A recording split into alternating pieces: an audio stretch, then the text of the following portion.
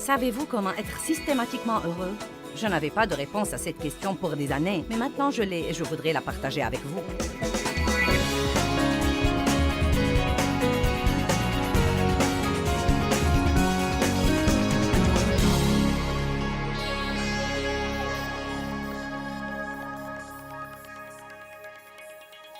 Ce matin, je veux vous parler encore une fois de vivre sans frustration. Et je crois vraiment que l'essentiel se réduit à une question. Que voulons-nous sinon être heureux? Amen? N'est-ce pas vraiment ce que vous voulez? Même les autres choses que vous croyez que vous les voulez parce que vous croyez qu'elles vous rendront heureux. Ou, vous savez, si vous aviez plus d'argent ou une meilleure maison, vous seriez heureux. Si votre conjoint était sauvé, vous seriez heureux. Si vous étiez marié ou si vous n'étiez pas marié, vous seriez heureux. Et donc, toutes les choses que nous croyons que nous voulons. L'essentiel de ce que nous voulons tous est que nous voulons nous lever et être vraiment heureux. Et jouir du jour et ne pas être malheureux et ne pas être frustré. Et déçu et découragé et tout ce genre de rebut. Et donc, il y a un moyen de vivre le genre de vie que nous voulons. Jésus est mort pour nous donner exactement ce genre de vie. Dans Jean chapitre 10, verset 10, il dit « Le voleur ne vient que pour voler, tuer et détruire, mais je suis venu afin que vous ayez la vie et que vous en jouissiez et que vous l'ayez abondamment, complètement, jusqu'au débordement. » Nous devons apprendre à abandonner et à jouir de la vie que nous avons. Maintenant, j'ai fini la session la nuit dernière en encourageant les gens à prendre la décision d'aimer leur vie, d'arrêter de vouloir la vie de quelqu'un d'autre et d'aimer leur vie. Et donc, comme je vous parle ce matin d'abandonner, de vous décharger de vos soucis, de ne pas essayer de diriger votre vie, d'entrer dans le repos de Dieu, quelle que soit la terminologie dont vous voulez l'appeler, d'abandonner et d'apprendre à jouir de la vie. Je veux que vous appreniez à jouir de votre vie. Tant que vous n'accepterez pas votre vie et que vous n'arrêterez de vouloir la vie de quelqu'un d'autre, vous ne pourrez jamais jouir de votre vie. Et croyez-moi, ce n'est pas mieux ailleurs. Quel que soit ce que vous regardez et que vous croyez que vous le voulez, il va y avoir des défis qui viennent avec lui aussi. Mais allons à Jean chapitre 15. Nous allons étudier ensemble les merveilleuses choses que Jésus dit sur la manière dont nous pourrons finalement jouir de la vie. Nous allons regarder d'abord Jean 15, verset 11. C'est en fait...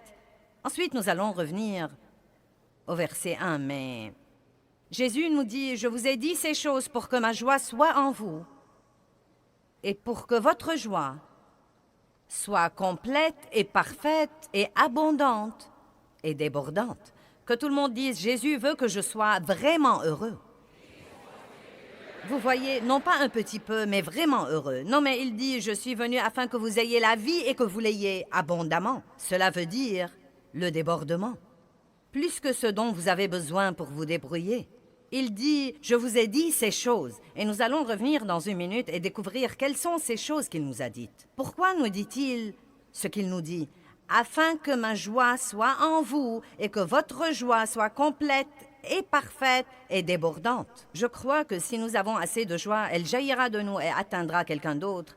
Et ensuite, quelqu'un d'autre voudrait avoir ce que nous avons. Croyez-vous vraiment qu'un chrétien triste, un chrétien fâché, un chrétien déprimé, un chrétien découragé, un chrétien frustré ou un chrétien exaspéré sera un bon témoin pour inviter les gens à venir au royaume? Bien sûr que non. Nous devons incarner ce que veut le monde. Ils veulent être heureux. Ils veulent avoir la paix. Ils veulent se lever et ce n'est vraiment pas les choses qu'ils veulent. Ce qu'ils veulent vraiment, c'est d'être heureux. Et donc, si nous pouvons juste être heureux, nous serons un panneau d'affichage ambulant pour le christianisme, parce que si vous êtes stable et que vous vous y prenez dans la vie avec ce plaisir paisible, les gens vous demanderont ce que vous avez qui vous permet de vivre comme ça. Et la porte sera grande ouverte pour leur parler.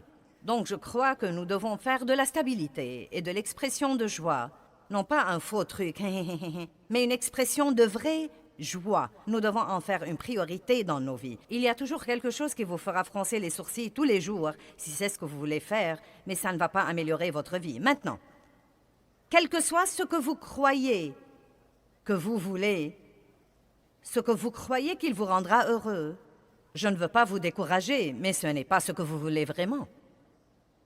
C'est incroyable le temps que nous passons dans notre vie à poursuivre des mirages. Avez-vous jamais vu un film sur le désert? Vous savez, où un type est dans le désert et il meurt de faim et de soif et il croit qu'il voit une petite flaque d'eau au loin. Non, mais elle lui semble très réelle. Et il fonce vers cette flaque d'eau. Il saute au milieu d'elle et il découvre que c'est de la poussière. C'est juste un mirage. C'était quelque chose qui semblait être quelque chose qu'il n'était pas. Eh bien, je crois que beaucoup de choses que Satan nous fait miroiter ne sont que des mirages pour les personnes affamées et assoiffées. Et il nous amène à poursuivre tout le temps ces choses qui s'avèrent n'être rien, plutôt que de poursuivre la seule chose dont dit la Bible, qu'elle répond réellement à tous nos besoins. Donc, dans le verset 11, il nous dit « Je vous ai dit, versets 1 à 10, afin que vous ayez la joie. » Donc, nous devons revenir en arrière et voir ce qu'il a dit. Il commence « Je suis la vigne, mon père est le vigneron. Tout sarment en moi qui ne porte pas de fruits ou qui arrête de porter du fruit, il le coupe, le taille, l'enlève et il nettoie et émonde à plusieurs reprises tout sarment qui continue à porter du fruit, afin qu'il porte davantage de fruits plus riches et plus excellents. Il est donc évident que Dieu veut que nous soyons des gens qui portent du fruit. Il veut que nous portions non seulement un quelconque fruit, mais il veut que nous portions du fruit excellent. Et j'aime ce verset parce qu'il dit que vous serez émondés si vous ne portez pas de fruit. Et si vous portez du fruit, vous serez émondés pour porter un meilleur fruit. Donc j'ai compris que vous êtes émondés si vous portez ou si vous ne portez pas. Donc vous feriez aussi bien de laisser Dieu faire à son idée. Amen. Et l'émondage n'est pas une chose agréable. J'aurais dû avoir mes cisailles ici pour que vous compreniez, mais cela veut dire couper les parties mortes et inutiles. Et donc Dieu travaille toujours dans nos vies. Il coupe les trucs morts et inutiles qui nous vident complètement de la vraie vie. Si vous voulez un jour émonder un arbre, vous coupez les trucs qui sont morts, ou bien vous coupez les trucs qui sont fanés ou flétris, ou bien vous coupez les trucs inutiles, et parfois ces trucs inutiles sont des trucs mignons.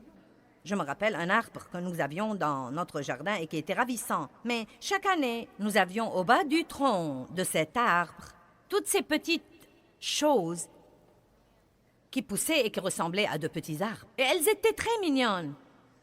Elles étaient très mignonnes, de petites branches mignonnes qui sortaient du tronc de l'arbre. Mais quand quelqu'un venait émonder nos arbres, il coupait toujours ces petites choses mignonnes parce qu'ils étaient en réalité des branches parasites. Elles ne servaient vraiment à rien. Elles étaient juste là, elles étaient mignonnes et elles vidaient l'arbre de sa vie et empêchaient les vraies branches d'avoir tout ce dont elles avaient besoin. Et donc certains d'entre vous ont quelques branches parasites qui traînent dans votre vie et qui vous vident continuellement de la vie. Et si vous le lui permettez, Jésus viendra émonder ces trucs. C'est tous ces trucs que vous essayez de faire qui ne vous avancent en rien et ne vous servent à rien, ou ces choses que vous croyez que vous devez avoir pour être heureux, et vous êtes frustrés parce que Dieu ne vous les donne pas, et vous réprimandez le diable car vous savez qu'il vous entrave. Et la vérité est que Dieu ne vous donne pas ce que vous demandez, parce qu'il sait déjà que ce n'est pas ce que vous voulez, et vous êtes le seul à ne pas le savoir. Vous devez donc vous fier à Dieu qui fera pour vous ce qu'il y a de mieux. Allez, que quelqu'un loue Dieu.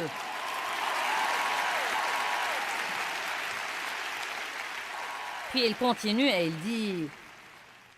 Le mot « demeurer », il dit « Si vous demeurez en moi », ce qui veut dire vivre, habiter et rester. Maintenant, vous ne demeurez pas en Dieu si vous passez 45 minutes à l'église le dimanche matin et que vous ne pensez pas à lui le restant de la semaine.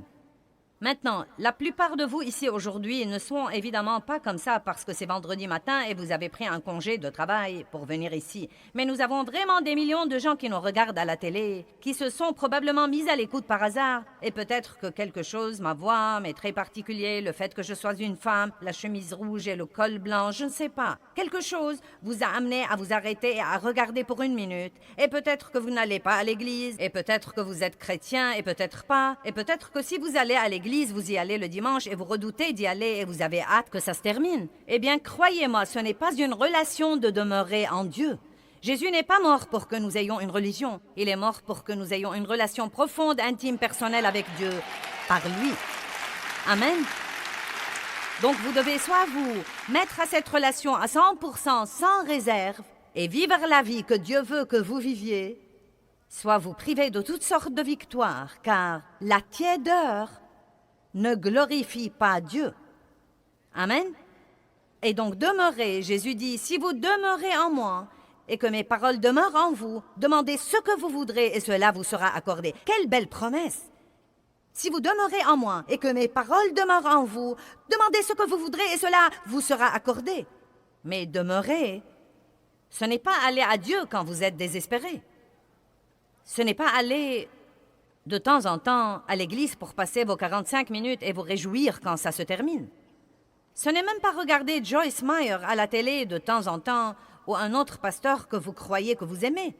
C'est vivre, habiter, rester avec lui à tout moment. Maintenant, la Bible dit que si nous demeurons dans la vigne, nous porterons beaucoup de fruits. Beaucoup de fruits. Maintenant, voilà une illustration que Dieu m'avait donnée il y a longtemps. Et vous savez, nous l'avons un peu embellie pour vous, mais à l'époque où je l'ai d'abord faite, je suis allée chercher quelques branches. Et si vous allez couper la branche d'un arbre quelconque, la vie pour les branches qui est nous vient de la vigne ou du tronc. Et tout ce que la branche doit vraiment faire, c'est de s'accrocher là, et la vigne lui fournit tout le reste. Elle s'accroche là et reçoit. Merci Jésus. Alléluia. Dieu aide-moi. Fortifie-moi Seigneur. Rends-moi gentil. Maintenant vous savez que ce soit un pommier ou un oranger, par exemple. Vous voyez, les chrétiens essayent toujours d'être gentils. Nous sommes... Oh, je faisais de gros efforts pour être gentil. J'essayais de laisser ma bouche fermée. J'essayais d'être gentil. Eh bien, avez-vous jamais vu un pommier ou un oranger dire « Je suis un oranger !» Non. Comment saurez-vous que c'est un oranger en voyant les oranges? Comment saurons-nous que nous sommes chrétiens en voyant le fruit? Et comment allons-nous porter du fruit en demeurant dans la vigne?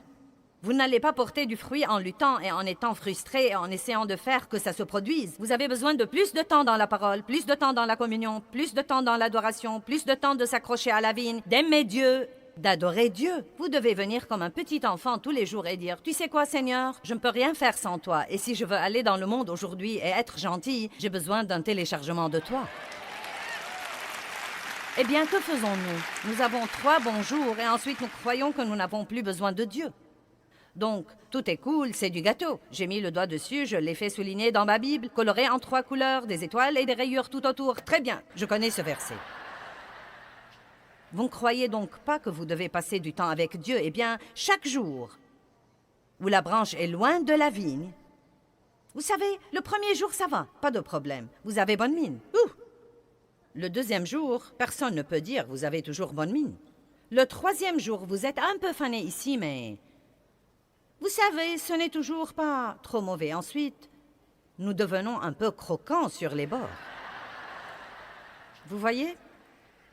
Vous savez, un peu croquant. Mince alors. Le 5e jour, il n'y a qu'un petit truc vert là. Tout le reste s'est dégradé et il n'y a plus qu'une petite chose que nous pouvons faire. Et le 6e jour, vous êtes un vrai gâchis. Eh bien, vous savez quoi? C'est comme ça que j'ai vécu pendant des années et des années et des années jusqu'à ce que j'ai finalement compris que si je veux rester comme ça et porter du fruit avec facilité, je dois rester dans la vigne. Je dois passer un temps avec Dieu, avoir la force dont j'ai besoin pour être ce qu'il veut que je sois, pour faire ce qu'il veut que je fasse, et ensuite je vais être une petite heureuse campeuse. Vous pouvez venir prendre ceci. Merci beaucoup. Êtes-vous venu ce matin avec quelqu'un qui est croquant sur les bords?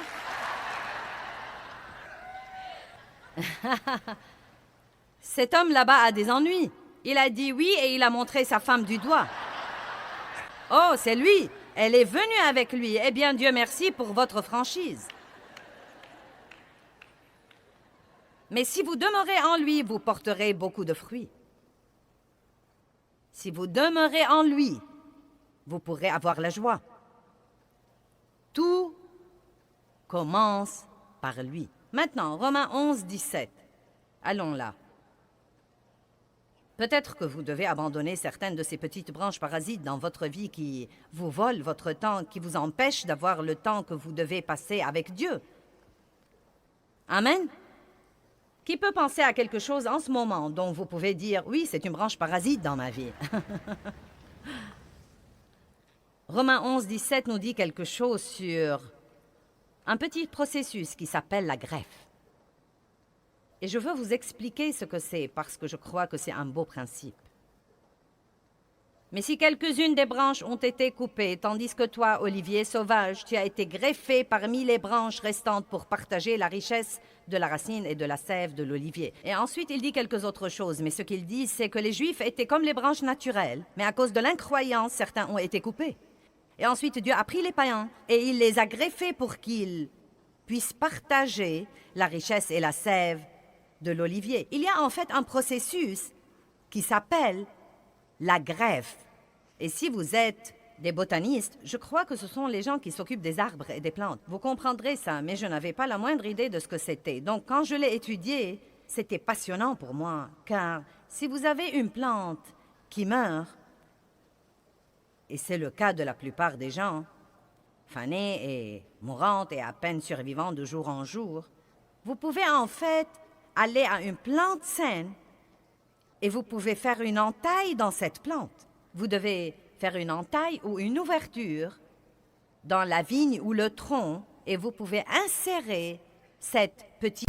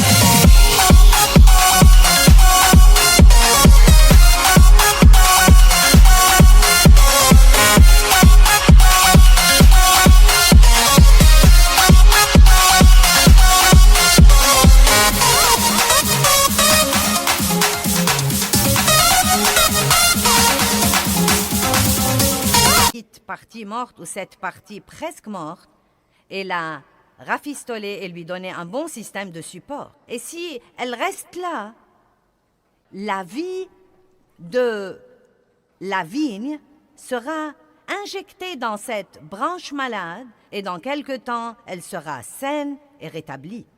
Maintenant, la raison pour laquelle j'étais excitée est que la Bible dit dans Ésaïe 53 que Jésus a été blessé pour nos péchés. Quand Jésus est mort sur cette croix et qu'il était blessé et qu'il saignait, cela a ouvert un endroit dans sa vie pour que nous soyons greffés. Et ce que nous devons faire ensuite, c'est de demeurer là et de recevoir la vie qu'il a à nous donner et qui nous ramènera à la guérison. N'est-ce pas merveilleux? Allez, louez Dieu.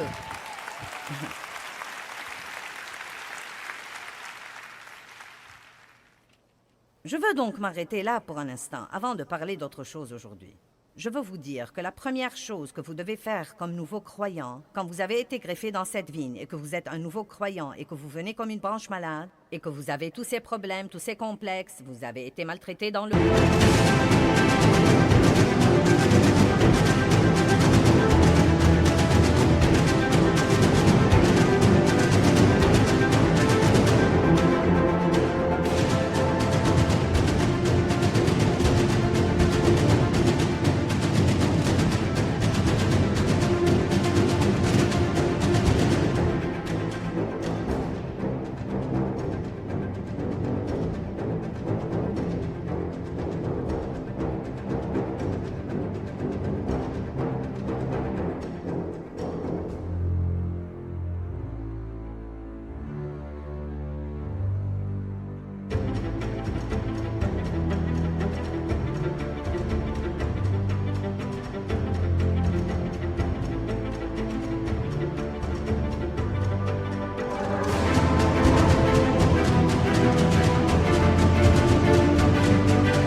avez été gâché, vous avez fait beaucoup de choses mauvaises, beaucoup de mauvaises choses vous sont arrivées, vous avez de mauvaises idées maintenant, beaucoup de mauvaises attitudes, vous avez besoin de beaucoup de guérison.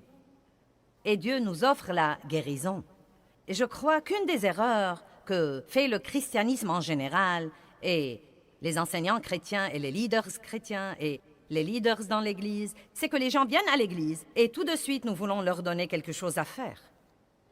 Nous voulons leur donner toutes ces directives et cette réglementation sur la manière dont ils devraient se corriger et nous croyons qu'il est important de les brancher quelque part et leur faire participer au service. Et croyez-moi, je comprends tout ça et je crois qu'il y a un lieu de le faire, mais je vais vous dire ce qui manque beaucoup de fois. Les gens ne prennent jamais le temps dont ils ont besoin pour la guérison dans leur vie. Et ensuite, nous nous retrouvons à l'église avec un tas de guérisseurs blessés, une bande de gens qui vont ça et là et essayent d'aider les autres, mais qui n'ont jamais pris le temps de s'aider eux-mêmes.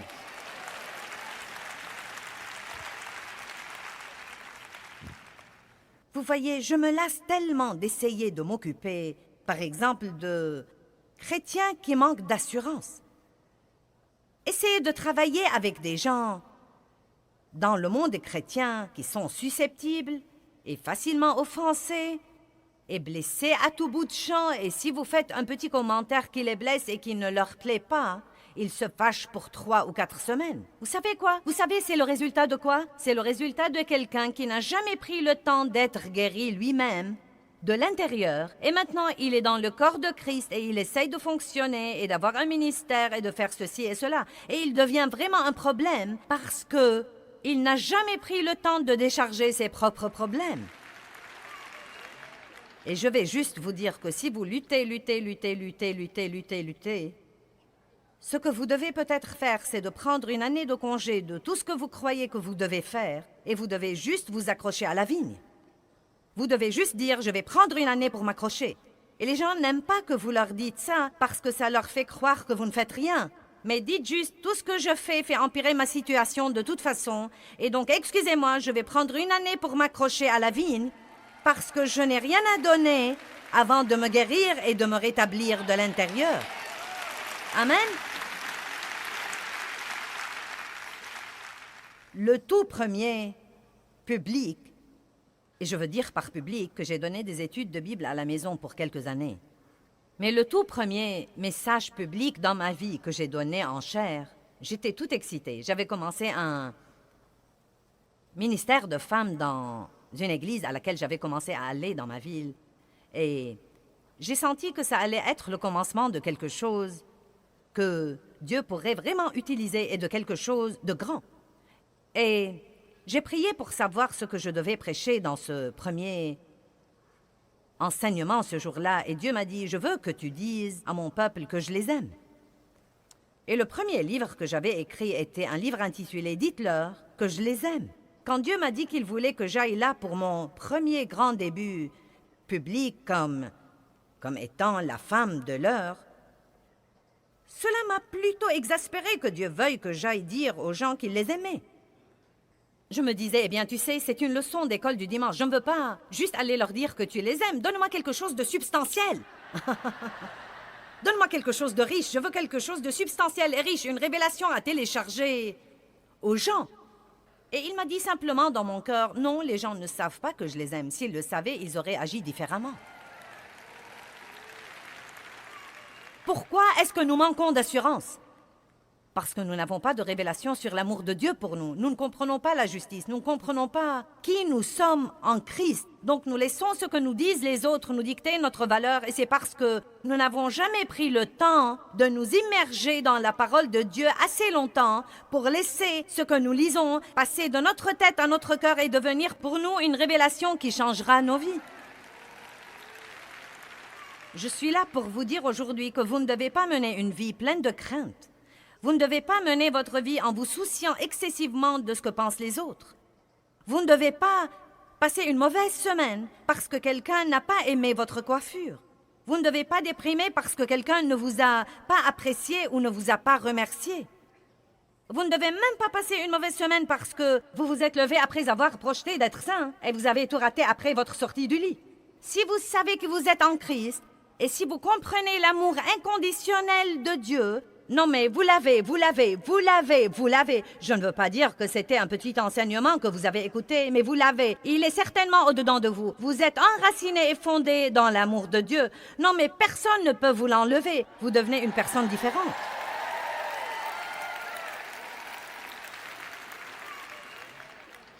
Je croyais que je savais ce qu'était l'amour de Dieu, mais je ne le savais pas. Et donc, toute cette première année de mon ministère, j'ai consacré mon temps d'études personnelles privées à l'étude de l'amour de Dieu pour moi. J'avais été victime d'abus sexuels dans mon enfance et je n'ai pas compris l'amour comme il faut, surtout pas l'amour inconditionnel. Il me semblait que, quand j'étais jeune, si je travaillais, ça m'évitait beaucoup d'ennuis à la maison. Et donc, je suis devenue un bourreau de travail pour avoir de la valeur. Et certains d'entre vous tirent leur valeur d'être perfectionnistes et, vous savez, nous la tirons en partie de notre physique et en partie de nos connaissances et toutes ces autres choses dont nous devons tirer notre valeur. Nous devons la tirer de qui nous sommes en Christ. Et donc Dieu a pris une année entière. Non mais j'ai lu tous les versets sur l'amour de Dieu. J'ai acheté des livres sur l'amour de Dieu. J'ai écrit des notes sur l'amour de Dieu. Et une des choses que je faisais et qui était précieuse pour moi était que je me regardais dans le miroir et je disais « Joyce, Dieu t'aime. Toi qui es là, Dieu t'aime à toi. Il t'a créé. Il a son œil sur toi tout le temps. Il a un bon plan pour toi. Dieu t'aime personnellement. Quel que soit ce que disent tous les autres, Dieu dit que tu es précieuse à ses yeux, tu as de la valeur, Dieu t'aime. Et je conduisais la voiture et je faisais un tour et je disais « Dieu m'aime beaucoup. Dieu m'aime à moi. » Et vous savez, pour longtemps, c'était uniquement « Dieu m'aime, Dieu m'aime, Dieu m'aime. » Mais croyez-moi, un jour, ceci est passé de ma tête à mon cœur et j'ai dit « Dieu m'aime beaucoup, Dieu m'aime à moi, à moi. »